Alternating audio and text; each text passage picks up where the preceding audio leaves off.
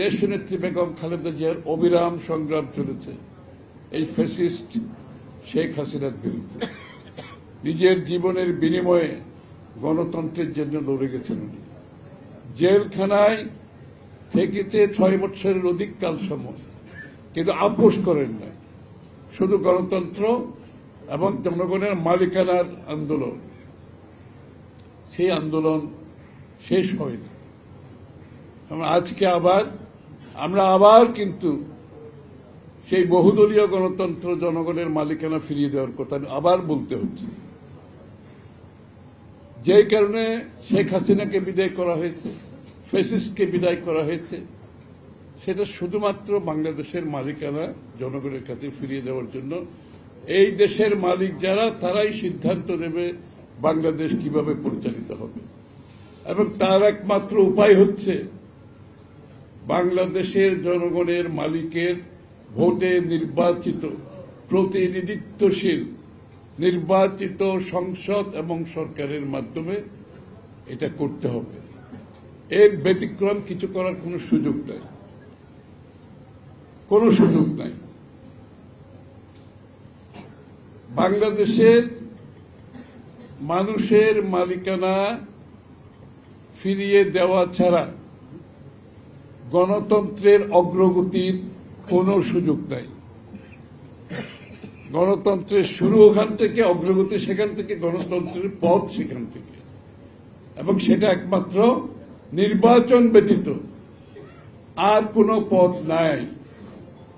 অন্য কোনো পথ খুঁজতে গেলে সন্দেহের উদ্রেক হবে।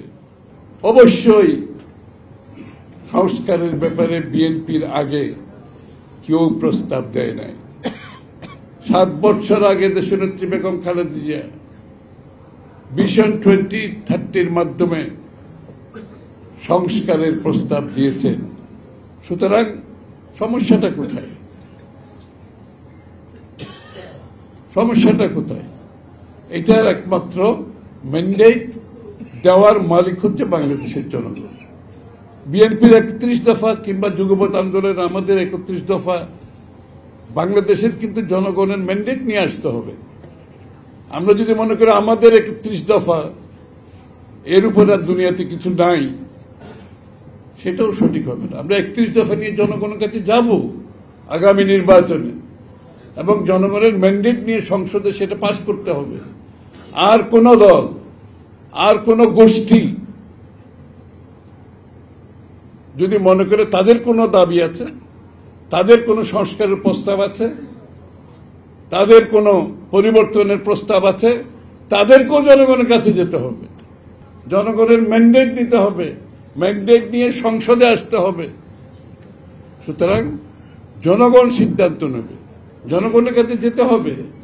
তার বাইরে কোনো সংস্কার করার অধিকার কাউকে দেওয়া হয় নাই। যেই সরকারই হোক, নিরপেক্ষতার মাধ্যমে বাংলাদেশের মানুষের মালিকানা ফিরিয়ে দেবে, তার ভোটাধিকার ফিরিয়ে দেবে, গণতান্ত্রিক অর্ডার ফিরিয়ে আনতে হবে, এবং গণতান্ত্রিক অর্ডারের মাধ্যমে আগামীর বাংলাদেশের জনগণের চিন্তার প্রতিফলন ঘটাতে হবে। এবং এই গণতান্ত্রিক প্রক্রিয়া হচ্ছে কারেকশন প্রসেস।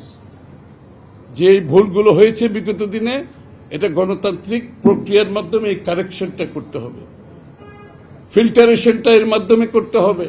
আর কোনো দ্বিতীয় পথ এখানে নাই।